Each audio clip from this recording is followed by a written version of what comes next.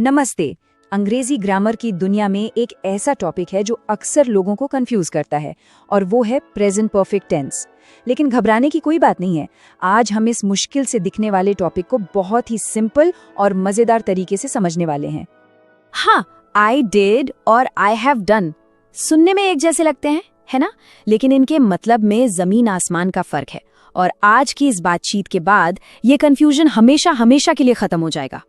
तो हमारा प्लान क्या है? देखिए, हम इसे 4 सिंपल स्टेप्स में समझेंगे। सबसे पहले इसका असली मतलब क्या है, फिर इसके सेंटेंस कैसे बनाए जाते हैं, उसके बाद इसे कब और कहाँ इस्तेमाल करना है, और आखिर में वो आम गलतियां जिनसे हमें बचना है।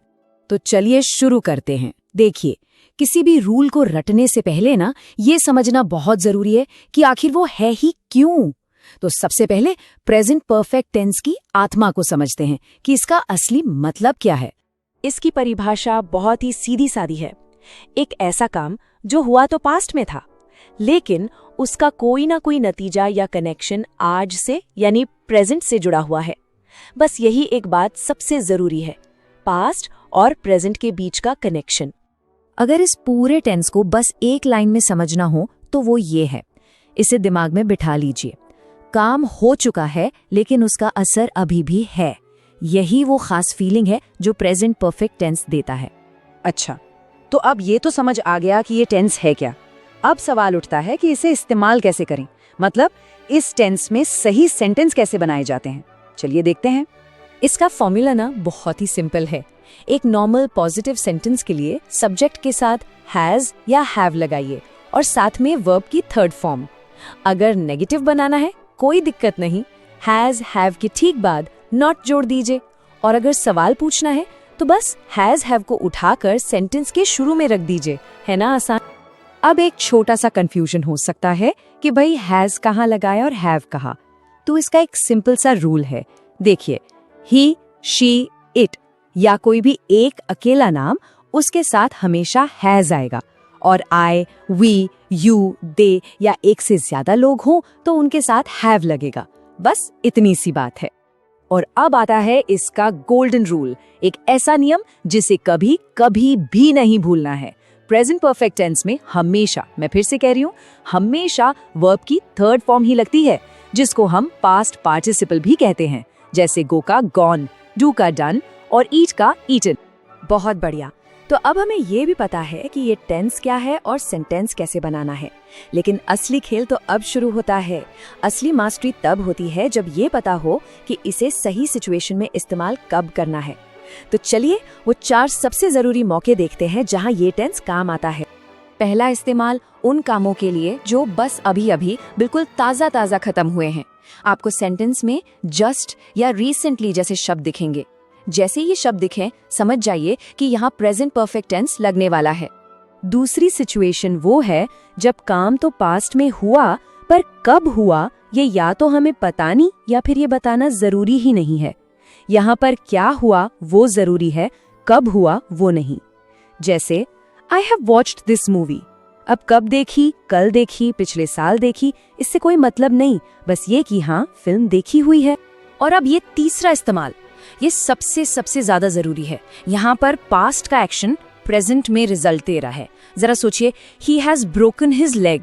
इसका मतलब सिर्फ ये नहीं कि उसका पैर टूटा था, इसका मतलब है पैर टूटा था और उसका असर अभी भी है, मतलब पैर अभी भी टूटा हुआ है। या फिर I have lost my keys, मतलब चाबियां गुम हो गई थी और अभी तक मिली नहीं है। देखा, पास्ट का सीधा कनेक्शन प्रेजेंट से। चौथा इस्तेमाल हम करते हैं अपनी जिंदगी के तजुर्बे, अपनी एक्सपीरियंस बताने के लिए। कभी किसी से पूछना हो, क्या तुमने अपनी जिंदगी में कभी ऐसा किया है, या बताना हो, मैंने तो आज तक ऐसा कभी नहीं किया। इन वाक्यों की पहचान अक्सर एवर या नेवर जैसे शब्दों से होती है। अच्छा, इस टेंस के साथ 2 शब्द और हैं जो बहुत परेशान करते हैं, सिंस और फॉर। कंफ्यूजन की कोई बात नहीं।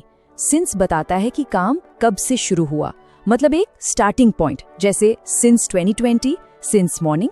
और फॉर बताता है कि काम कितनी देर चला, मतलब ड्यूरेशन, जैसे फॉर 2 years, फॉर 3 hours। तो एक है कब से और दूसरा है कितनी देर। चलिए अब आते हैं आखिरी हिस्से पर। यहाँ हम बात करेंगे उन आम गलतियों की, उन ट्रैप्स की जिनमें अक्सर लोग फंस जाते हैं। इनको समझ लेंगे तो फिर कोई दिक्कत नहीं आएगी। पहली और सबसे बड़ी गलती, वर्ब की फॉर्म गलत लगा देना। बस दिमाग में बिठा लीजिए, हैज या हैव के बाद वर्ब की दूसरी फॉर्म जैसे डिड, वेंट कभी नहीं आएगी, हमेशा तीसरी फॉर्म ही आएगी। तो आई हैव डिड बिल्कुल गलत है, सही है आई हैव डन। दूसरी बड़ी गलती, प्रेजेंट परफेक्ट के साथ पास्ट का कोई फिक्स टाइम बता देना, जैसे यस्टरडे, लास्ट वीक या कोई साल, इन 2010। याद रखिए, अगर आपने पक्का टाइम बता दिया कि काम कब हुआ तो वो कहानी पास्ट की हो गई, और पास्ट की कहानी के लिए सिंपल पास्ट टेंस है, यानी I saw him yesterday. Present perfect का इस्तेमाल तब होता है जब टाइम इंपॉर्टेंट नहीं होता। तो इन सब रूल्स को याद रखने की एक बहुत ही आसान सी ट्रिक है।